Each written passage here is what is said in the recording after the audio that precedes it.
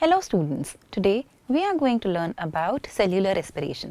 हम लोगों ने लास्ट क्लास में लाइफ प्रोसेस का पहला प्रोसेस न्यूट्रिशन देखा, जिसमें हमने ये देखा कि न्यूट्रिशन किस तरीके से प्लांट की बॉडी में हो रहा है, वो खुद से फूड प्रिपेयर कर पा रहे हैं फोटोसिंथेसिस से।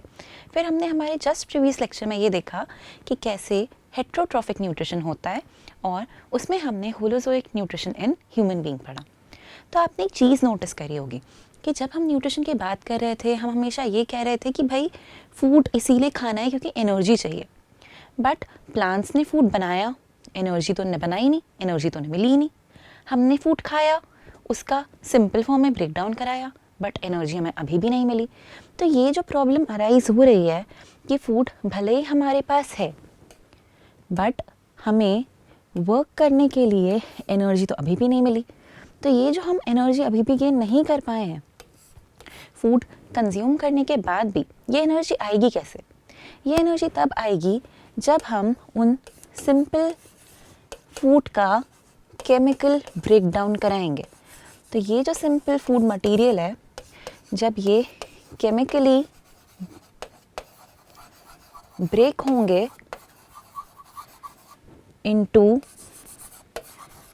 इनऑर्गेनिक सब्सटेंसेस,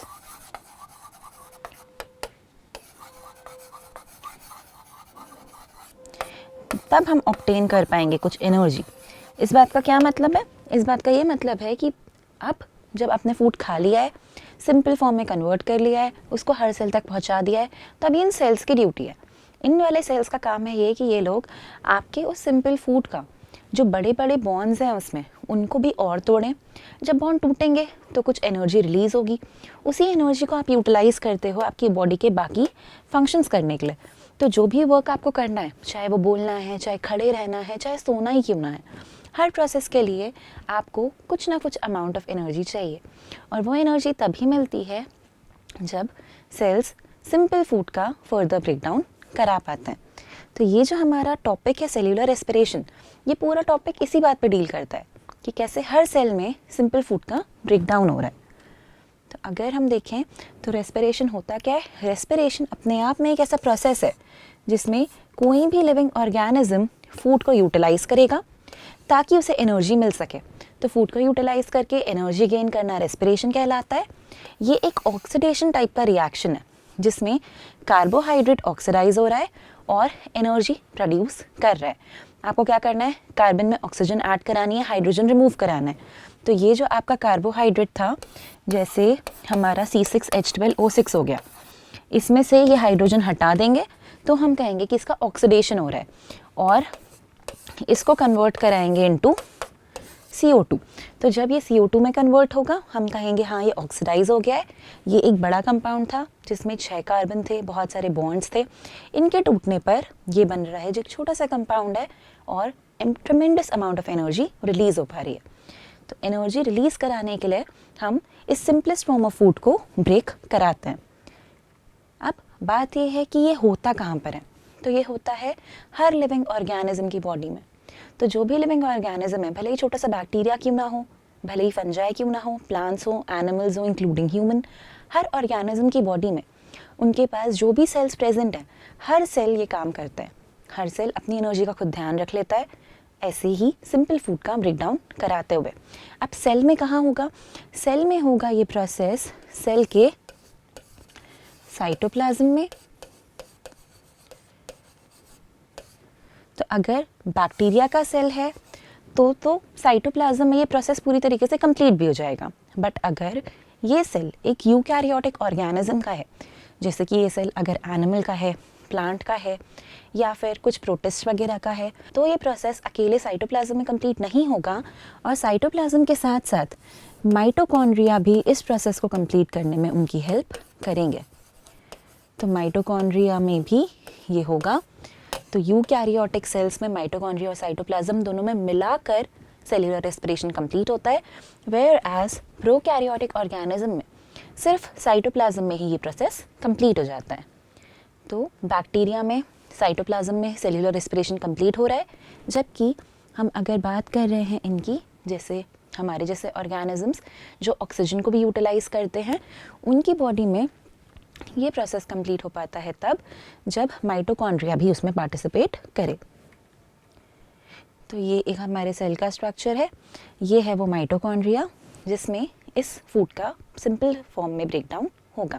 तो ये सिंपल फूड है, इसका ब्रेकडाउन हो रहा है एनर्जी रिलीज़ कराने के लिए, और ये वाला प्रोसेस ऑक्सीजन की प्रेजेंस में होगा। तो ऑक्सीजन की प्रेजेंस में जब ब्रेकडाउन कराते हैं तो माइटोकॉन्ड्रिया की ज़रूरत पड़ती है। माइटोकॉन्ड्रिया को हम कहते हैं power house of the cell. क्या कहते हैं बेटा? Power house of the cell. Power house क्यों कहते हैं? क्योंकि ये जो प्रोसेस हम करा रहे हैं इनसे, रेस्पिरेशन नाम का, इस प्रोसेस में एनर्जी मिलती है, वो भी बहुत सारी, क्योंकि बहुत सारी एनर्जी जनरेट करने वाला प्रोसेस करा रहा है, इसीलिए पावर हाउस कहलाता है। अब जो एनर्जी ये बनाता है ना, अगर आपको उसी वक्त वर्क करना है, जैसे कि बहुत काम करना है, आप दौड़ने जा रहे हो, तो आपको बहुत एनर्जी चाहिए, तो वो वाली एनर्जी आपकी बॉडी तुरंत यूज़ करेगी। बट अगर आप उस वक्त एकदम लेज़ी हो, कोई ऐसा काम नहीं कर रहे हो, फूड तो खा रखा है, हर सेल ब्रेकडाउन तो करा ही रहा है, तो अब क्या होगा? आप इस एनर्जी को स्टोर कर लेंगे। इस एनर्जी को स्टोर कर लेंगे in the form of ATP. तो ये इस एनर्जी को एटीपी के फॉर्म में स्टोर करके रख लेते हैं। ये एटीपी क्या होता है हम इसी लेक्चर में आगे देखेंगे, बट अभी हमें ये देखना है कि एटीपी कुछ करेंसी है, एक एनर्जी करेंसी कहलाता है। एटीपी खर्च कर करके बॉडी अलग अलग काम करा लेती है, तो इसीलिए ये माइटोकॉन्ड्रिया में बनता है। अब अगर हम ओवरऑल सेल्यूलर रेस्पिरेशन का प्रोसेस देखें तो रेस्पिरेशन मेजरली दो टाइप का होता है।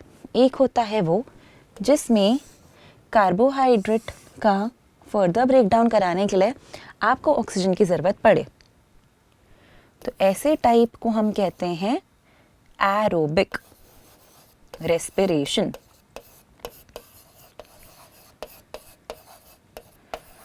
तो जब एयर की ज़रूरत पड़ रही है, air in the sense oxygen की ज़रूरत पड़ रही है, तो हम कहेंगे कि एरोबिक रेस्पिरेशन हो रहा है, तो ये ऑक्सीजन की प्रेजेंस में होगा।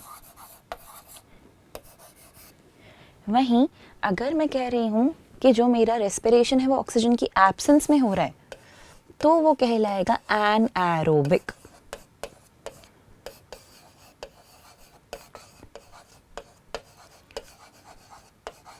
तो जो एनएरोबिक रेस्पिरेशन है उसमें एन वर्ड का मतलब है एब्सेंस, तो एनएरोबिक रेस्पिरेशन में ऑक्सीजन की कमी होगी, तो यहाँ पर ऑक्सीजन एब्सेंट होगा। तो इनको ऑक्सीजन नहीं चाहिए, ये बिना ऑक्सीजन के ही ये ब्रेकडाउन कराना चाहते हैं। अब ये जो दो टाइप हैं इन्हें हम देखेंगे थोड़ा डिटेल में, तो हम देखेंगे कि एरोबिक रेस्पिरेशन कैसे हो रहा है और एनएरोबिक कैसे हो रहा है। एनएरोबिक थोड़ा सिंपल है, तो हम एनएरोबिक रेस्पिरेशन से ही हमारी प्रोसेस को समझना चाहेंगे। बट वो समझने से पहले मैं आपको एक चीज़ बता दूं कि रेस्पिरेशन जो शुरू होता है, चाहे वो एरोबिक में हो चाहे एनएरोबिक में हो, स्टार्ट सेम तरीके से होता है, सेम जगह पे होता है, और हर लिविंग ऑर्गेनिज्म में ये स्टेप या ये पाथवे कॉमन होता है। इस पाथवे को हम कहते हैं ग्लाइकोलाइसिस। ग्लाइकोलाइसिस मतलब ग्लूकोज का breakdown. Glyco stands for glucose and lysis stands for breakdown. तो जब एक 6 कार्बन कंपाउंड ग्लूकोज को ब्रेक किया जाता है इनटू 3 कार्बन कंपाउंड पायरुवेट, तो ये स्टेप कहलाता है ग्लाइकोलाइसिस। अब ये बहुत छोटा सा स्टेप नहीं है, इसमें भी बहुत सारी स्टेप्स हो रही हैं, 14 अलग अलग स्टेप्स होती हैं। धीरे धीरे धीरे धीरे करके ब्रेक कराते हैं, ऐसा नहीं कि एक बार तोड़ के 2 में छोड़ दिया, नहीं, धीरे धीरे धीरे धीरे ब्रेक कराते हैं ताकि हर स्टेप पे कुछ एनर्जी रिलीज हो सके और उस एनर्जी को फिर स्टोर भी किया जा सके, वरना ये एनर्जी हीट के फॉर्म में लॉस्ट हो जाएगी और ऑर्गेनिज्म उसे यूटिलाइज नहीं कर पाएगा।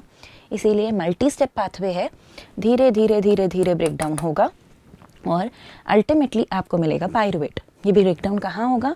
ये ब्रेकडाउन होगा आपके सेल के साइटोप्लाज्म में। तो नो मैटर ऑर्गेनिज्म किस टाइप का है, चाहे वो सिंपल सा बैक्टीरिया है चाहे वो कॉम्प्लेक्स सा ह्यूमन बीइंग है, हर ऑर्गेनिज्म के अंदर जो भी लिविंग है, बैक्टीरिया से ही लिविंग शुरू हो रहे हैं, तो बैक्टीरिया से लेकर ह्यूमन तक सारे लिविंग ऑर्गेनिजम्स में ग्लाइकोलाइसिस एक कॉमन पाथवे है जो रेस्पिरेशन में होता है। तो क्या कर रहे हैं हम करा रहे हैं ग्लूकोज का ब्रेक डाउन, धीरे धीरे करा रहे हैं साइटोप्लाज्म में और उसे कन्वर्ट कर रहे हैं into a 3 carbon compound which is pyruvate. इसके बाद पायरुवेट क्या में कन्वर्ट होगा, इसकी डेस्टिनी क्या है, इसका फेट क्या है, इसके साथ आगे जाकर क्या बदलाव होने वाले हैं, वो डिपेंड करेगा ऑर्गेनिज्म की पर्सनल नीड पर कि ऑर्गेनिज्म कैसा है, एरोबिक है या एनारोबिक है। बट यहाँ तक का ब्रेकडाउन तो एक ही तरीके से हो रहा है जो कि ग्लाइकोलिसिस का प्रोसेस है। ग्लाइकोलिसिस हमें जिन साइंटिस्ट ने बताया था उनका नाम है एम्डिन,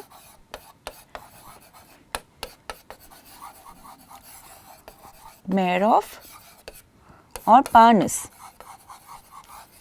इसीलिए इसको हम EMP पाथवे भी कहते हैं। तो ग्लाइकोलिसिस या EMP पाथवे एक कॉमन पाथवे है जो सारे ऑर्गेनिजम्स के अंदर हो रहा है। सारे ऑर्गेनिजम्स के अंदर होगा, ये पहला पॉइंट था। दूसरा पॉइंट ये है कि सेल के साइटोप्लाज्म में हो रहा है। तीसरा पॉइंट ये है कि ये जो प्रोसेस है जिसमें आप ग्लूकोज को पायरुवेट में कन्वर्ट कर रहे हो, ये प्रोसेस होता है in the absence of oxygen. तो देखो ये कितनी इंपॉर्टेंट चीज़ है कि ये प्रोसेस होगा इन द एब्सेंस ऑफ ऑक्सीजन।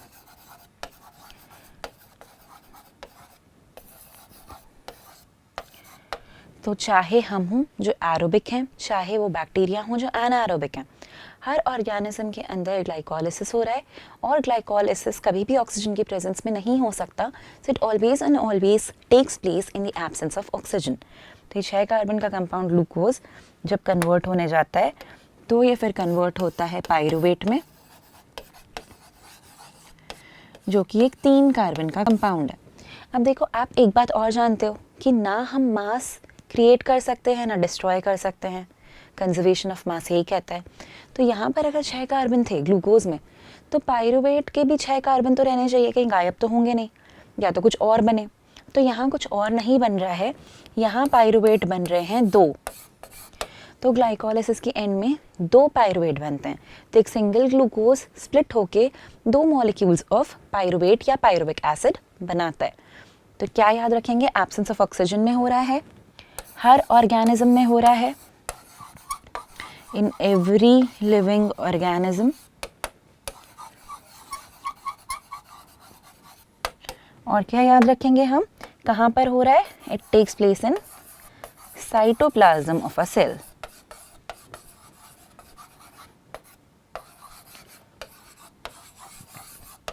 तो ये सेल के साइटोप्लाज्म में होता है। So these are the 3 important things जो हमें ग्लाइकोलिसिस के बारे में हमेशा याद रखनी है। तो ग्लाइकोलिसिस इस तरीके से हुआ। तब क्या हो चुका है, ग्लूकोज का ब्रेकडाउन हो चुका है पायरुवेट में। अब पायरुवेट का आगे क्या होगा, वो उसका फेट है कि भैया इसकी डेस्टिनी क्या है, इसके साथ आगे क्या होने वाला है। तो अगर ऑर्गेनिज्म एनारोबिक टाइप का है तो वो क्या कर सकता है, वो कर सकता है अल्कोहलिक फर्मेंटेशन। ठीक है, वो पायरुवेट को अल्कोहल में कन्वर्ट कर सकता है। अगर वो हमारी तरह एरोबिक ऑर्गेनिज्म है तो वो उसे कन्वर्ट कर सकता है into CO2 and water.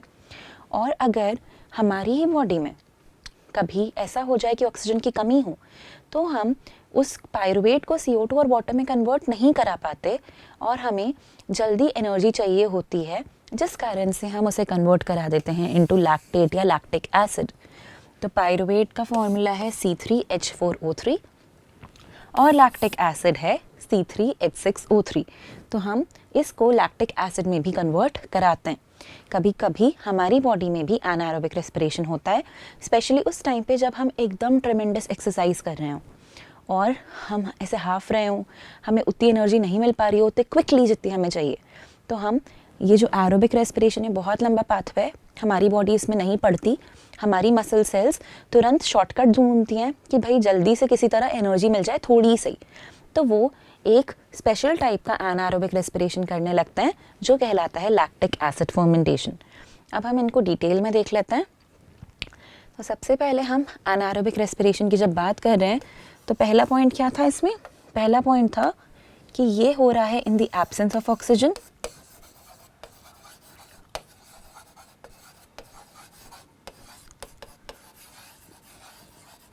Jin organism के अंदर होगा उन्हें हम कहेंगे एनारोब्स। इसमें स्पेसिफिकली आएगा जो है हमारा वो है यीस्ट, बैक्टीरिया,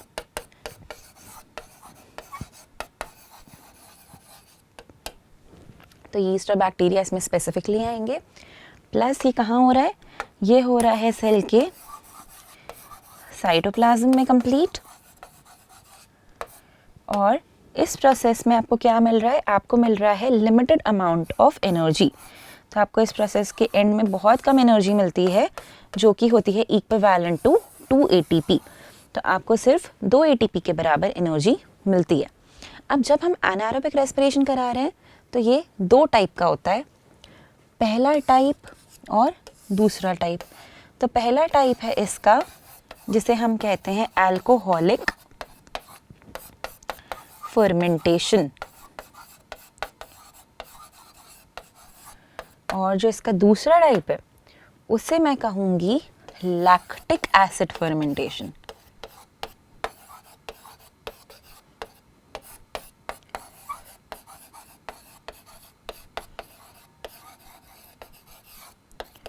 ठीक है, so we have 2 kinds of anaerobic respiration. These are alcoholic fermentation and lactic acid fermentation. Alcoholic fermentation नाम से ही समझ आ रहा होगा कि अल्कोहल बनता है, मतलब इथेनॉल बनता है। ये एक ऐसा प्रोसेस है जो हम स्पेसिफिकली देखते हैं यीस्ट के सेल में।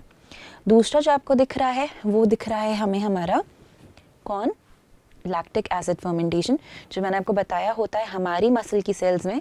तो जो हमारी स्केलेटल मसल्स होती हैं जो हमारी दौड़ने भागने में हेल्प कर रही हैं, वो वाली स्केलेटल मसल्स में कई बार से पेन होने लगता है जब हम बहुत फुटबॉल खेल रहे हैं या बहुत सीढ़ियाँ चढ़ रहे हैं एक साथ।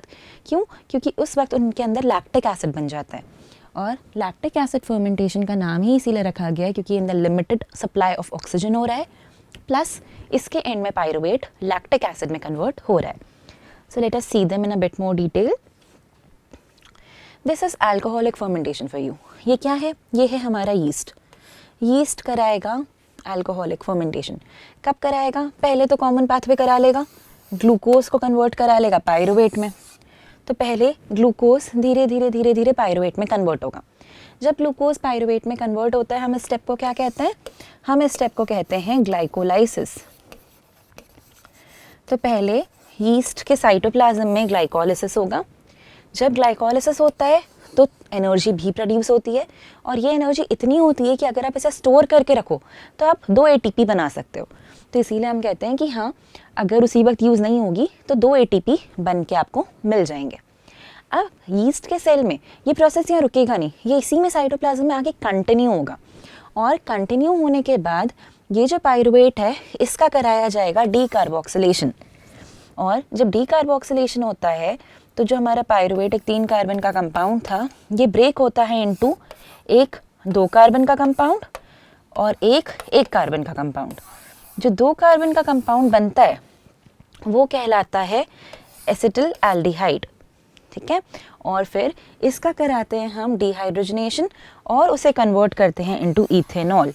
तो जो एंड प्रोडक्ट होता है वो होता है कि आपको इथेनॉल मिलते हैं 2 और मिलते हैं 2 CO2। इथेनॉल को अगर मैं लिखूं तो इथेनॉल को मैं लिख सकती हूँ एज C2H5OH। तो C2H5OH इथेनॉल है और साथ में निकल रहा है CO2, और इस स्टेप में कोई एनर्जी रिलीज नहीं हो रही, इसीलिए जो आपको एनर्जी मिली वो केवल 2 ATP के बराबर रही। तो यहाँ क्या हुआ? पहले ग्लाइकोलाइसिस हुआ, पायरुवेट बना। पायरुवेट बनने के बाद 2 स्टेप में कन्वर्जन हुआ उसका। पहले स्टेप में CO2 और एसिटिलएल्डिहाइड बन गया, फिर इस एसिटिलएल्डिहाइड को तुरंत इथेनॉल में कन्वर्ट कर दिया। तो एंड में क्या मिलेगा? एंड में मिलेगा वो CO2 और इधर इथेनॉल। तो एनारोबिक रेस्पिरेशन में जब अल्कोहलिक फर्मेंटेशन हमने देखा तो हमें पता चला कि पायरुवेट आखिरी में इथेनॉल में कन्वर्ट होता है और साथ में लिबरेट होता है CO2। एक पायरुवेट से एक इथेनॉल, एक CO2, इसीलिए 2 पायरुवेट से 2 CO2 और 2 इथेनॉल। मतलब अगर कोई पूछे कि एक ग्लूकोज के ब्रेकडाउन से आपको कितने इथेनॉल मिलते हैं तो आपको 2 इथेनॉल मिलते हैं। कोई पूछे कितने CO2 प्रोड्यूस होते हैं तो 2 CO2 प्रोड्यूस होते हैं। कितनी एनर्जी मिलती है तो 2 ATP एनर्जी मिलती है। तो ये है हमारा अल्कोहलिक फर्मेंटेशन। ये यीस्ट के साइटोप्लाज्म में होता है, और जितनी भी आप अल्कोहलिक बेवरेजेस देखते हो वो इसी तरीके से बनाई जाती है नेचुरली। अब होता क्या है, जब एनारोबिक रेस्पिरेशन होता रहता है और इनकी बॉडी में अल्कोहल बनता जाता है, अगर ये अल्कोहल का काउंट 13% से एक्सीड हो जाए, 13% से एक्सीड हो जाए, तो हम क्या कहेंगे, ये होने लगता है कि यीस्ट का सेल पॉइजन समझने लगता है अल्कोहल को और मरने लगता है। तो इसीलिए जब 13% से ज़्यादा रिलीज़ होता है तो यीस्ट के सेल्स मर जाते हैं। तो कोई भी नेचुरली अकरिंग अल्कोहलिक बेवरेज में आपको अल्कोहल का कंटेंट 13% से ज़्यादा कभी नहीं मिलेगा। राइट तो हमने क्या सीखा, हमने सीखा, मैं यहाँ पे आपके लिए पाथवे लिख देती हूँ। ग्लूकोज था,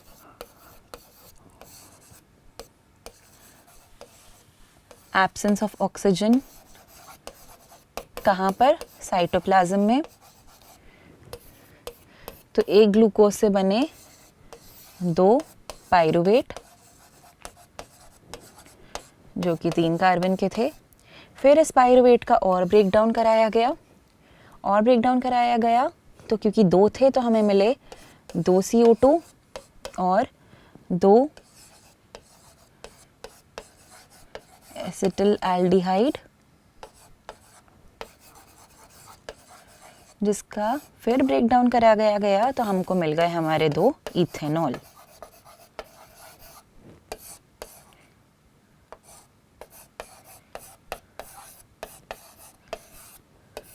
ठीक है, तो हमें मिल गए हमारे 2 इथेनॉल C2H5OH। तो ये जो स्टेप हुआ उसमें जब ग्लूकोज पायरुवेट में टूट रहा था तो पायरुवेट के साथ साथ ही उनको मिलती थी 2 ATP एनर्जी। इस स्टेप में कोई एनर्जी नहीं मिल रही है एक्स्ट्रा, इसीलिए ओवरऑल जो एनर्जी ये लोग ले पाते हैं वो ले पाते हैं इतनी ही। यहाँ पर भी ऑक्सीजन की कमी है और ये भी साइटोप्लाज्म में ही हो रहा है।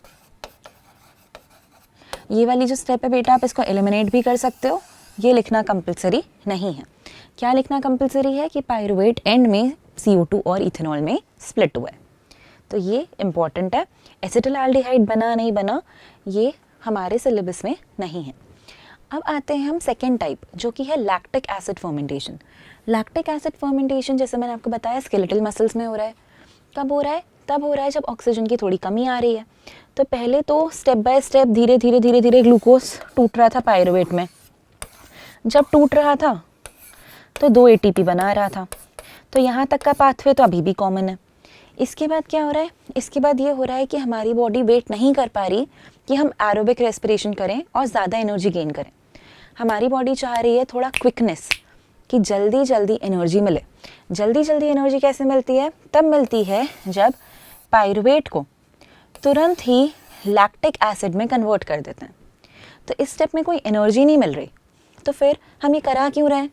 इसीलिए करा रहे हैं क्योंकि जो एनर्जी इस स्टेप में रिलीज़ हो रही है वो एनर्जी अगर आपको यूज़ करनी है तो आपको पायरुवेट को किसी इंटरमीडिएट फॉर्म में कन्वर्ट करना पड़ेगा।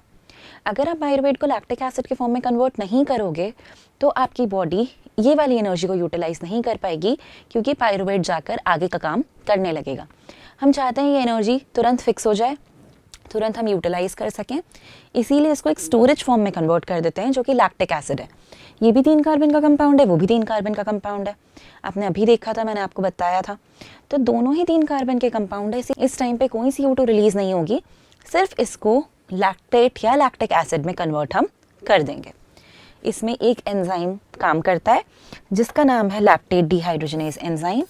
तो लैक्टेट डिहाइड्रोजनेज एंजाइम को यूज़ करेंगे, साइटोप्लाज्म में ही ये प्रोसेस भी हो जाएगा और हमारा पायरुवेट लैक्टेट में कन्वर्ट हो जाएगा, और जो 2 ATP एनर्जी थी वो अब हम यूज़ कर सकते हैं। तो इसे मैं ऐसे लिख सकती हूँ, ग्लूकोज था, 6 कार्बन का कंपाउंड था, ऑक्सीजन की थोड़ी कमी हुई, साइटोप्लाज्म में ही चल रहा था प्रोसेस, उनने इसको कन्वर्ट करा लिया था पायरुवेट में। साथ में प्रेजेंट थी 2 ATP एनर्जी। ये 2 ATP एनर्जी करनी थी यूज़, तो पायरुवेट को कन्वर्ट करा दिया इनटू लैक्टिक एसिड, या फिर मैं इसको लैक्टेट भी कह सकती हूँ। ऐसे ही मैं पायरुवेट को पायरुविक एसिड भी कह सकती हूँ, राइट। तो this means exactly the same. इस स्टेप में एक एंजाइम यूटिलाइज होता है,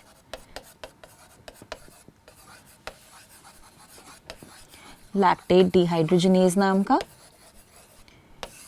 ये भी 3 कार्बन का कंपाउंड है, ये भी 3 कार्बन का कंपाउंड है, इसीलिए एक ग्लूकोज के ब्रेकडाउन से 2 पायरुवेट, और अगर एनारोबिक रेस्पिरेशन हो जाए या लैक्टिक एसिड फर्मेंटेशन हो जाए तो 2 लैक्टेट और 2 एटीपी एनर्जी रिलीज होते हैं। तो ये कहाँ हो रहा है, ये बहुत इंपॉर्टेंट था, ये हो रहा है मसल सेल में। तो ये होगा इन द स्केलेटल मसल्स। तो स्केलेटल मसल्स के साइटोप्लाज्म में ही ये काम कंप्लीट हो जाएगा। कब होगा? In case of tremendous exercise. फिर ये लैक्टिक एसिड क्या करेगा, ये जाकर जो हमारी मसल्स हैं इनमें होगा डिपॉजिट। तो ये हमारी मसल है, इसमें जाकर ये डिपॉजिट होने लगेगा, और जब ये ऐसे जाके डिपॉजिट होगा तो प्रोड्यूस होंगे भयंकर क्रैम्प्स। तो जो आपको भयंकर दर्द होने लगता है बहुत सारा अचानक से खेल लेने के बाद या सीढ़ी चढ़ लेने के बाद, वो होता है इस लैक्टिक एसिड के डिपॉजिशन के कारण। जैसे जैसे धीरे धीरे लैक्टिक एसिड को हमारी बॉडी वहाँ से नलिफाई करेगी, न्यूट्रलाइज करेगी, तब जाके ये दर्द होना बंद होगा। तब तक ये दर्द हमें फील होता रहता है। नेक्स्ट है हमारा एरोबिक रेस्पिरेशन। एरोबिक का क्या मतलब था कि ऑक्सीजन की प्रेजेंस में कराना है, ठीक है। कहाँ पर होगा ये प्रोसेस? ये होगा एक स्पेशल सेल ऑर्गेनल माइटोकॉन्ड्रिया में। पूरे एनारोबिक रेस्पिरेशन में केवल 2 एटीपी एनर्जी मिल रही थी, पर यहाँ आपको मिलेगी बहुत सारी energy which is equivalent to लगभग 38 एटीपी। तो यहाँ लगभग 38 एटीपी एनर्जी का आपको गेन होगा, और इसमें माइटोकॉन्ड्रिया अलग से पार्टिसिपेट करने वाला है। ये है हमारा जो पूरा एरोबिक रेस्पिरेशन है वो। अगेन हमारे को बहुत छोटी सी चीज़ें पढ़नी है इसमें। ये कि पहला स्टेप तो कॉमन है, पहला स्टेप होगा ऑक्सीजन की एब्सेंस में। इसके बाद ये जो पायरुविक एसिड या पायरुवेट बनेगा, इसको ट्रांसपोर्ट कर दिया है हमने इस माइटोकॉन्ड्रिया में।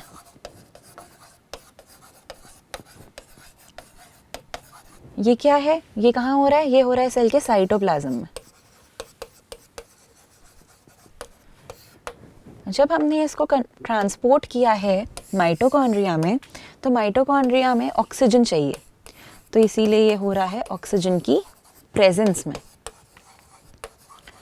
और जब ये ऑक्सीजन की प्रेजेंस में होता है तो इसमें बहुत सारी अलग अलग चीज़ें होती हैं। धीरे धीरे पायरुवेट को कन्वर्ट कराया जाता है। तो एक बड़ी सी साइकिल होती है क्रिप्स साइकिल नाम की, फिर कुछ इलेक्ट्रॉन्स का ट्रांसपोर्ट होता है। जब ये पूरा प्रोसेस कंप्लीट होता है तो आपको मिलता है CO2, वाटर और 36 ATP एनर्जी। तो 2 ATP यहाँ मिल गए, 36 ATP वहाँ मिलते हैं, टोटल हो जाती है हमारे पास 38 ATP एनर्जी। तो क्या होगा, एक ग्लूकोज का ब्रेकडाउन अगर हो रहा है तो आपको मिलेंगे 6 CO2, आपको मिलेंगे 6 वाटर, और आपको मिलेगी 38 ATP एनर्जी। तो एक ग्लूकोज जब भी एरोबिक रेस्पिरेशन में एंटर करता है, पहले पायरुवेट में कन्वर्ट होता है, फिर पायरुवेट माइटोकॉन्ड्रिया में जाकर 6 CO2 plus 6 water and 38 ATP overall energy का नेट गेन आपको देता है। देखो, अब मैं कह रही हूँ कि ओवरऑल इतनी एनर्जी का नेट गेन देता है, ठीक है। कैसे मैंने डिसाइड करा? मैंने ऐसे डिसाइड करा कि भैया बॉन्ड्स टूटे, बॉन्ड्स के टूटने के कारण एनर्जी रिलीज हुई। इस रिलीज्ड एनर्जी को हम करा रहे हैं स्टोर, और इसका जो स्टोरेज फॉर्म है उस स्टोरेज फॉर्म को हम कह रहे हैं ATP। तो ATP क्या है? ATP है energy currency of the cell. ATP का फुल फॉर्म होता है एडिनोसाइन ट्राइफॉस्फेट। तो यहाँ से आप देख सकते हो adenosine triphosphate in the sense ATP। तो ये है हमारा ATP, एडिनोसाइन ट्राइफॉस्फेट। अब ये ATP में अगर एनर्जी हमने स्टोर करी तो जब आपको चाहिए होगी आपको मिलेगी कैसे? इसीलिए मिलेगी क्योंकि ये ATP ADP में कन्वर्ट हो जाएगा। तो ATP का ADP में कन्वर्जन, ADP का ATP में कन्वर्जन, ये चलता रहता है। Based on your requirement. तो आप ये देखो अगर कि एक एटीपी का मॉलिक्यूल है, तो ये एटीपी का मॉलिक्यूल अगर आपको एनर्जी चाहिए होगी तो ये फिर ब्रेक होगा, इससे एक फॉस्फेट ग्रुप अलग हो जाएगा और रिलीज हो जाएगा, और ये फॉस्फेट ग्रुप जब इसे टूटता है तो होती है एनर्जी रिलीज। ये एनर्जी होती है 30.5 किलो जूल पर मोल के बराबर। तो ये वाली एनर्जी जो रिलीज हो रही है यहाँ पे 30.5 किलो जूल, ये वाली एनर्जी सेल यूटिलाइज करता है जो भी फंक्शन करना है उसको करने के लिए, जैसे कि कुछ देखने के लिए, आंखें झपकाने के लिए, हाथ हिलाने के लिए, बोलने के लिए, हर चीज़ में ये वाली एनर्जी फिर यूज़ की जाती है। जो बचता है वो बचता है एडीपी, मतलब एडिनोसाइन डाइफॉस्फेट। तो ये जो एडीपी बचा, ये एडीपी में 2 ही फॉस्फेट हैं। अब जैसे ही आपकी बॉडी में सेल में फिर से रेस्पिरेशन हुआ, तुरंत वापस से एनर्जी रिलीज़ हुई फूड से। अब वो एनर्जी जो फूड से रिलीज़ हुई उसको यूज़ कर लेंगे ये लोग, और एडीपी में ये वाला फॉस्फेट ऐड करा देंगे और वापस एटीपी बना लेंगे जो कि स्टोरेज फॉर्म है। तो बॉडी में ये कन्वर्जन पूरे टाइम चलता रहता है, और इस एनर्जी को आप जब चाहो यूटिलाइज करते हो, जब चाहो ऐसे स्टोर करके रखते हो, और ये काम फिर कंटिन्यू होता रहेगा। तो ये है हमारा इस पूरे चैप्टर का समरी। क्या है समरी? कि एनारोबिक रेस्पिरेशन में भी ग्लूकोज पार्टिसिपेट कर रहा है, एरोबिक रेस्पिरेशन में ग्लूकोज के साथ साथ ऑक्सीजन भी पार्टिसिपेट कर रही है। कंबशन यानी ब्रेकडाउन यहाँ पर इनकम्प्लीट हो रहा है, यहाँ पर हो रहा है कंप्लीट ब्रेकडाउन। कंप्लीट कब कह रहे हैं हम? जब एंड में CO2 और वाटर बनता है। यहाँ CO2 और वाटर नहीं बनता, एनिमल्स में या ह्यूमन बॉडी में बनता है लैक्टिक एसिड फर्मेंटेशन के एंड में, और यीस्ट में बनता है इथेनॉल और CO2। एनर्जी बहुत कम मिलती है, 2 ATP के बराबर। इसमें आपको बहुत हाई एनर्जी मिलती है, या तो 36 या तो 38 ATP। 36 और 38 में बच्चे काफ़ी कंफ्यूज होते रहते हैं। मैं आपको यह डाउट क्लियर कर देती हूँ, जब भी ये हमारा रेस्पिरेशन हमारे हार्ट के सेल्स में हो रहा है तब थोड़ी कम एनर्जी बनती है जो है 36 ATP, पर बाकी हमारी ओवरऑल बॉडी के सारे सेल्स में 38 ही बनती। तो हम ओवरऑल 38 ATP को ही प्रेफर करते हैं। लोकेशन क्या है एनारोबिक रेस्पिरेशन? साइटोप्लाज्म में, बट एरोबिक रेस्पिरेशन साइटोप्लाज्म के साथ साथ माइटोकॉन्ड्रिया में भी, क्योंकि जो पायरुवेट का फर्दर ब्रेकडाउन हो रहा है वो यहीं पर माइटोकॉन्ड्रिया में हो पा रहा है। यहाँ पर ग्लाइकोलिसिस कॉमन पाथवे है, इसमें भी हो रहा है, इसमें भी हो रहा है। बाकी इसमें बेसिक फर्मेंटेशन हो रहा था, और इसमें कुछ अलग अलग 3 स्टेप्स होती हैं माइटोकॉन्ड्रिया में, जिससे पहले कुछ लिंक रिएक्शन कराना पड़ता है, फिर एक क्रेब्स साइकिल नाम की चीज़ होती है, फिर एक इलेक्ट्रॉन ट्रांसपोर्ट चेन चलती है। हालांकि हमारे सिलेबस में इन तीनों में से कुछ भी नहीं है, बट इन 3 स्टेप्स के बाद फाइनली आपको 38 ATP एनर्जी, 6 CO2 और 6 वाटर मिलते हैं, और हम कहते हैं कि एरोबिक रेस्पिरेशन कंप्लीट हो पाया है। अब मुझे बताओ कि भाई कैसे पता चलेगा कि ये ऑक्सीजन कहाँ से लाएं? प्लांट्स को ये ऑक्सीजन मिलेगी कैसे अगर उनको रेस्पिरेशन कराना है? तो आप लोग ऑलरेडी स्मार्ट हो एंड ये जानते हो कि प्लांट्स के पास स्टोमाटा है, एयर के थ्रू डिफ्यूजन से उनको ऑक्सीजन मिलने वाली है। तो ये है उनके पास स्टोमाटा। कहाँ प्रेजेंट होता है? ज़्यादातर लोअर एपिडर्मिस में, सराउंडेड रहता है गार्ड सेल से। तो ये तो हमारा ऑलरेडी पढ़ा हुआ टॉपिक है। तो गार्ड सेल से सराउंडेड है, ये स्टोमेटल ओपनिंग है। दिन के टाइम उनको फोटोसिंथेसिस करना है, तो वो जानबूझकर उस वक्त CO2 ले रहे होते हैं। जब वो दिन के टाइम CO2 ले रहे होते हैं तब उनको ऑक्सीजन की कमी कभी फील ही नहीं होगी, क्योंकि वो फोटोसिंथेसाइज कर रहे हैं। फोटोसिंथेसिस करते हैं तो फोटोसिंथेसिस का एंड रिजल्ट है ऑक्सीजन, क्योंकि फोटोसिंथेसिस में ऑक्सीजन बनती है। इसी ऑक्सीजन को यूज़ करते जाते हैं, रेस्पिरेशन कराते रहते हैं, जो ज़्यादा बन जाती है उसको रिलीज़ भी कर देते हैं। तो दिन के टाइम तो कोई पंगा ही नहीं है।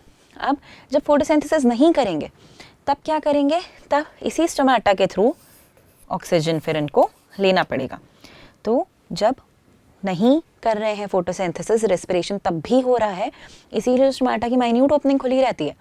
रात के टाइम में फिर उससे ऑक्सीजन ये लोग अंदर ले लेते हैं। इसलिए हम कहते हैं रात के time plants CO2 breathe out करते हैं, क्योंकि रेस्पिरेशन के एंड में CO2 बन रहा है। तो वो CO2 बनेगा, फोटोसिंथेसिस कराना है नहीं, रॉ मटेरियल की ज़रूरत है नहीं, तो उस CO2 को रात में ये लोग भी बाहर करते हैं। इसलिए रात के टाइम हम पेड़ों वेड़ों के नीचे नहीं सोते, क्योंकि वो भी ऑक्सीजन ले रहे हैं, हम भी ऑक्सीजन ले रहे हैं, तो हमें उनसे ऑक्सीजन रात में नहीं मिल पाती है। अब अगर मैं हमारी बात करूं तो हम ऑक्सीजन कैसे ले रहे हैं? ब्रीथ करके। तो ब्रीथ क्या होता है? ब्रीथ होता है इनहेल करना, ऑक्सीजन ले ली, तो सिर्फ ऑक्सीजन तो नहीं ली, पूरी एयर अंदर आई थी, बट डिफ्यूजन से जो ज़्यादा था एयर में ऑक्सीजन वो मेरी बॉडी में गया, और मेरी बॉडी में जो ज़्यादा था वो बाहर एक्सेल आउट हो गया। तो इनहेल और एक्सेल, इन लेना और आउट करना एयर को, ये कहलाता है ब्रीथिंग। तो ब्रीथिंग एक ऑल टुगेदर अलग प्रोसेस है और ये रेस्पिरेशन कराने के लिए इम्पॉर्टेंट है। तो रेस्पिरेशन एक बड़ा सा प्रोसेस है जिसमें फूड का केमिकल ब्रेकडाउन हो रहा है, पर ब्रीथिंग सिर्फ एक मैकेनिकल प्रोसेस है जिसमें आप एयर अंदर ले रहे हो और एयर बाहर कर रहे हो।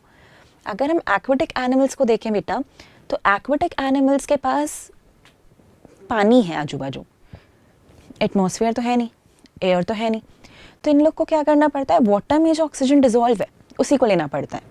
तो ये लोग अपना माउथ ओपन करते हैं, उससे वाटर अंदर लेते हैं, फिर वो वाटर अंदर जाता है उनके यहाँ गिल स्लिट्स में, ओपेरिकुलम से होता हुआ, वहाँ पर आजू बाजू ब्लड होता है और उसमें सारा ऑक्सीजन ब्लड को ये लोग वहाँ से डिफ्यूजन से दे देते हैं, और ब्लड में जो भी CO2 है वो वापस पानी में भेज देते हैं।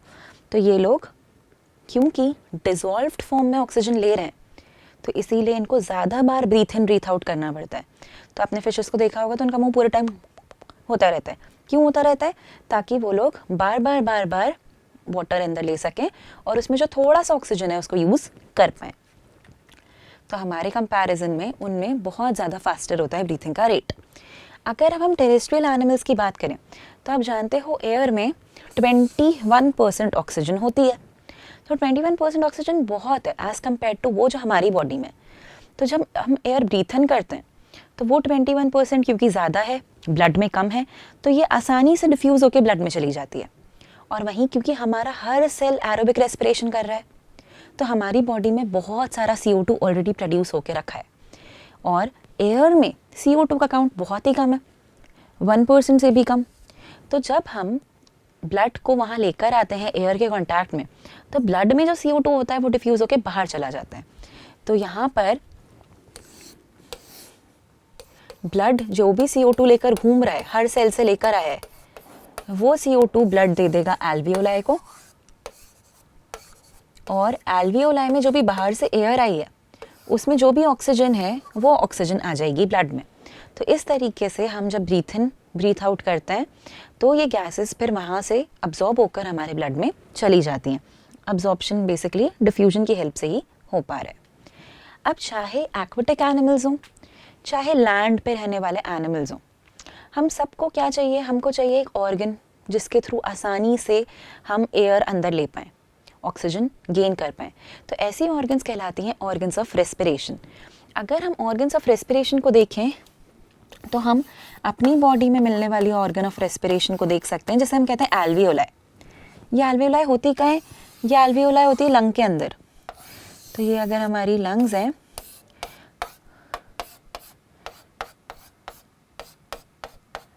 तो ऐसे आपको एल्वियोलाई दिखेंगे। अब ऐसे एल्वियोलाई हमारे पास बहुत सारे हैं।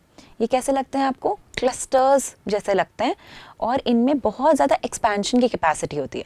तो एल्वियोलाई में ख़ास तौर पे ऐसी कुछ प्रॉपर्टीज़ दी हैं हमें जिसके कारण हम आसानी से मैक्सिमम अमाउंट ऑफ एयर को अंदर ले सकें। पहली प्रॉपर्टी है इनका लार्ज सरफेस एरिया। तो इनका सरफेस एरिया बहुत ज़्यादा लंबा होता है, तो ये पूरा ऐसे एक्सपैंड हो सकता है एयर भर भर के। तो ये अपना सरफेस एरिया बढ़ा सकता है, और इसके आजू बाजू अगर ब्लड कैपिलरी हैं तो वो ब्लड कैपिलरी में फिर इतना सारा रास्ता मिल जाता है चीज़ों को अंदर बाहर करने के लिए। तो ये है इनकी पहली प्रॉपर्टी कि इनका सरफेस एरिया होता है लार्ज।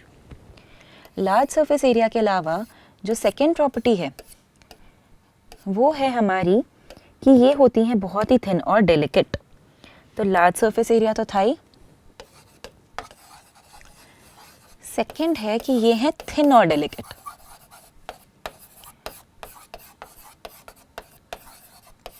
थिन और डेलिकेट से क्या मतलब है मेरा? अगर कोई चीज़ पतली है तो आप जानते हो कि चीज़ें आसानी से उसके अंदर जाती हैं और बाहर निकलती हैं। वहीं अगर कोई चीज़ मोटी है तो बहुत सारी लेयर्स क्रॉस करनी पड़ती हैं बाहर जाने के लिए। तो यहाँ पर एल्वियोलाई को खास तौर पे बहुत ही पतला सा बनाया गया है ताकि गैसेस ईजिली डिफ्यूज़ इन और डिफ्यूज़ आउट हो पाएँ। तो ये इसीलिए थिन होता है। अब डेलिकेट है क्योंकि बहुत पतला है, बहुत फ्रेजाइल है, इसीलिए क्या करना पड़ता है, इनको प्रोटेक्ट करके रखना पड़ता है। हमने इन्हें कहाँ प्रोटेक्ट करके रखा है, ऐसे लंग्स के अंदर, और लंग्स के अंदर भी, लंग्स के बाहर भी हमने बाकायदा एकदम रिपकेज वगैरह रखा है ताकि ये एकदम वेल प्रोटेक्टेड रह सकें।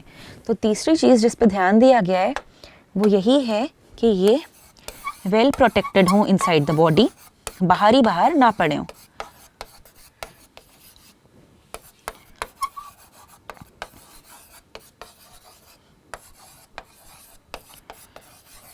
और इनकी एक चौथी प्रॉपर्टी भी है, और वो ये प्रॉपर्टी है क्योंकि आपने इनको अंदर छुपा के रख लिया, दिख तो नहीं रहा है, यहाँ अंदर लंग्स हैं, लंग्स के अंदर हमारी एल्वियोलाई हैं, तो वो यहाँ है, एयर यहाँ है। आपने उनको इतना अंदर रख लिया है तो आपको भैया एक रास्ता चाहिए कि ये एयर अंदर तक जाए तो सही। तो उसके लिए क्या है, हमारे पास एक पूरा पैसेज है, एक पूरा कंडक्टिंग एरिया, एक कंडक्टिंग पार्ट, कि एयर यहाँ से घुसे नाक से, फिर यहाँ से अंदर जाए, अंदर अंदर यहाँ से होती होती हमारी एल्वियोलाई तक पहुँच पाए। तो हमें एक पूरा का पूरा कंडक्टिंग पार्ट चाहिए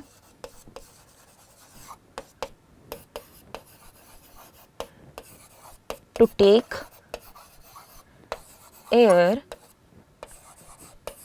अप टू एल्वियोलाई। तो हमें एक पूरा ऐसा रास्ता चाहिए पड़ता है जिसके कारण हम एयर को यहाँ तक पहुँचा सकें। तो हम हों चाहे दूसरे एनिमल्स हों, सबके पास ये एक प्रॉपर मैकेनिज्म प्रेजेंट है जिससे वो एयर को अंदर एल्वियोलाई तक पहुंचा सकते हैं। ये चारों प्रॉपर्टीज़ मिलके कहलाती हैं properties of organ of respiration. पहले क्या है, लार्ज सरफेस एरिया, दूसरा है थिन एंड डेलिकेट लाइनिंग, तीसरा है to be well protected inside the body, and fourth है since it is well protected it should have a conducting part so that the air can reach this organ of respiration. तो ये समझने के बाद हम finally deal करेंगे with human respiratory system, और हम देखेंगे कैसे ह्यूमन बींग्स में रेस्पिरेटरी सिस्टम होता है और कैसे हम एयर को लेते हैं, फिर अपने सेल्स तक पहुंचाते हैं और हमारे सेल्स पर एरोबिक रेस्पिरेशन कर पाते हैं। So we will learn it later. This is all for today's class. Thank you.